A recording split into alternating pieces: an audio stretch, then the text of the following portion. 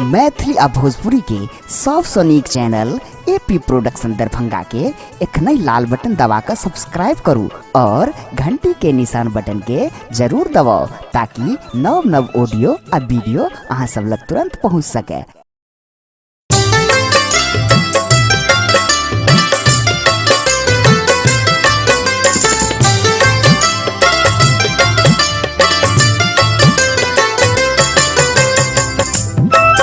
अपने सब सुन रहल छी एपी प्रोडक्शन के प्रस्तुति।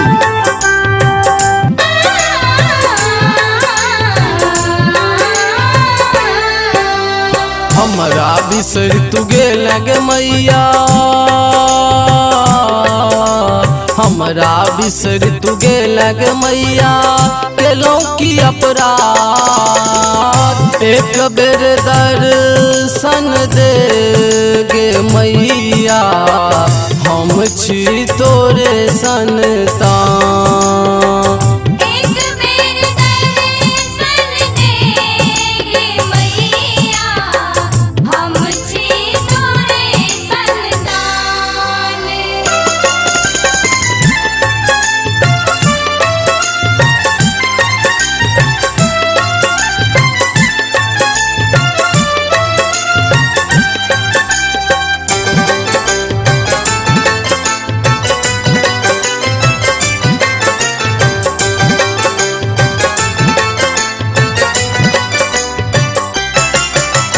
जहिया सो हम जन्म लेलौं माँ आही का पूजै छी,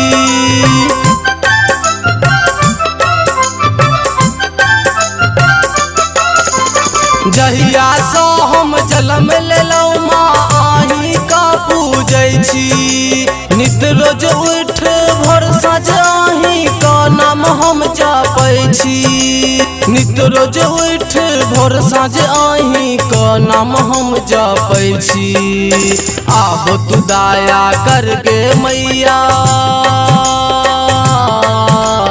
आबो तू दया करके मैया, हम छी नादान, एक बेर दर्शन दे के मैया, हम छी तोरे संतान।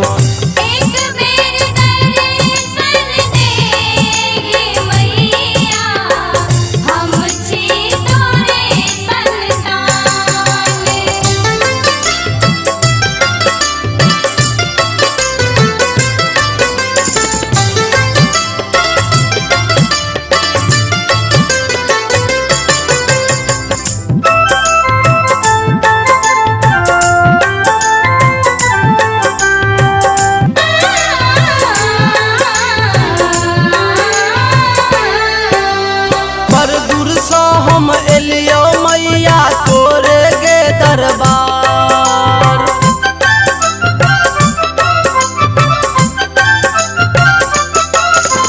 बड़ दूर से हम एलियो मैया तोरे गे दरबार, गोविंद शरण में ठाड़ छौ मैया खोलही गे केवार, नंदिर शरण में ठाड़ छौ मैया सुनही गे पुकार, जे के सवरिया बेटा तोहर माँ, जे के सवरिया बेटा तोहर गाबै छौ गुणगान, एक बेर दर्शन दे गे मैया, हम छी तोरे संतान।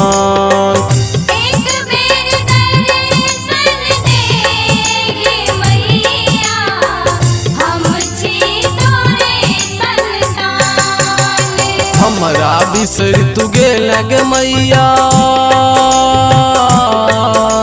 हमरा बिसर तू गेल गे मैया, केलों की अपराध एक बेर दर्शन दे गे मैया, हम छी तोरे संतान।